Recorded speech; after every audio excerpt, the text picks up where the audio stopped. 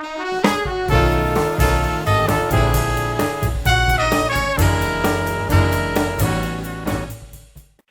everyone, I'm Corey and we're talking Manpower. Today we're concluding our conversation with Miss Ellen Helmerson. She's the G8 at TraDoc. So what advice do you share with your TraDoc interns? Yeah, so I think the couple of things that I share with the interns is one is don't turn down an assignment. You may say, hey, I don't think that's really going to help me learn. Take it on anyway. I can remember as an intern, they needed somebody to just do briefing charts or develop a spreadsheet. And I was always the one to go in there and volunteer because I knew I was going to learn something from working with that analyst. And I was going to get involved in whatever that briefing was or project was because the boss would want you to learn. So I always would I tell all my analysts and my interns, don't turn down an opportunity because you're going to learn from that opportunity. And I think that's one of the things that we expect our interns to do is to continuously learn. I think the other thing is be a good problem solver. Because one of the things they want from us, especially on a staff, is they need somebody to help them solve problems, to see them clearly, to define them, to look at options, to come up with innovative, creative ways, solutions to those issues. So be that problem solver. That's probably the favorite part of my job, even at this level, is to be a good problem solver, to look for alternatives and help our leaders in the field be able to get their job done without worrying about the resources or how it's going to happen. That's my job, to help them. So I think that the last thing would be to be a good collaborator, because we don't do it by ourselves. And you may think, oh, I'm a great intern and I can do this all by myself and I don't need anybody's help. Yeah, but you're not going to build your network. And one of the things about growing and developing and getting different assignments is that you're going to strengthen your network and you're going to have connections with people that are going to help you advance, but you're also going to be helping them. So I think that, there's the mandatory stuff, do your training, get it all done, right? Take those developmental assignments, but never turn down an assignment.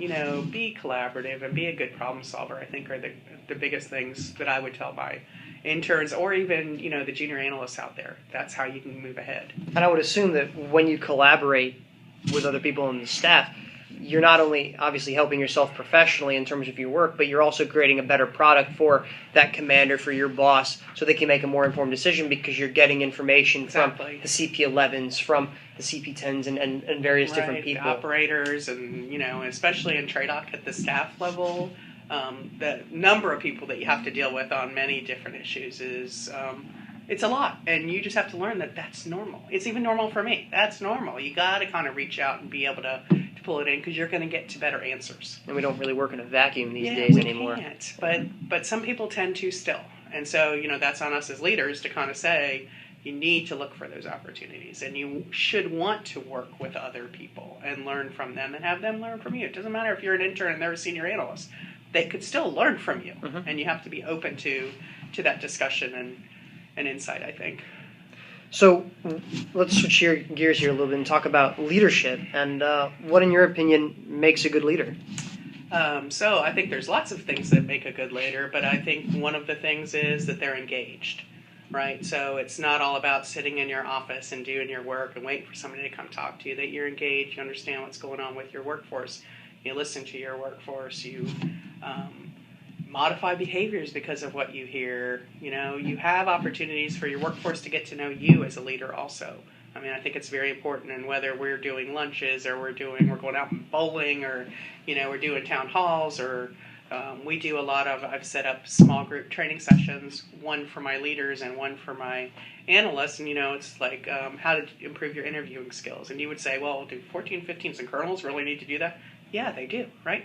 So do GS 5s, 7, 9s, 11s, and 12s, 13s. So finding ways that you can engage with them and make yourself accessible to them. I think being clear on your vision, what it is we're trying to achieve, and ensuring that everybody understands what their role is in achieving that and how the work that they're doing aligns to our organizational, and whether it's the G8 or it's the TraDoc mission. I think being vested in talent management, in your sessions determination, in your development, determination, who's going off to training, who's getting more education, ensuring that we're setting good performance standards and we're holding people accountable for those standards. And, that's something that's a kind of a cultural issue. Everybody thinks they're the top performer, but if everybody's the top performer, nobody is, right?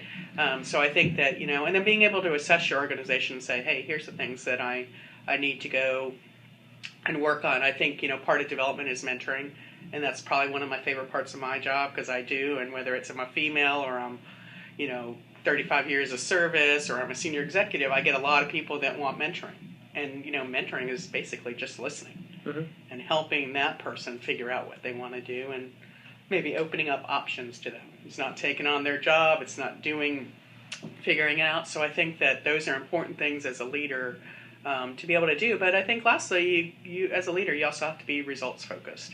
And you need to make sure that you have the right talent and they're empowered to do that kind of work, and that you embrace, they want to try something different, you want to be a little creative. So I think that's kind of what I think about when I think about leadership. And I think it's, leadership, you could see it, okay, that supervisor is a leader, but I believe everybody's a leader, and sometimes they're a leader of themselves, right? And I look at interns and I'm like, I know one of the ways that I was successful is because I could lead myself.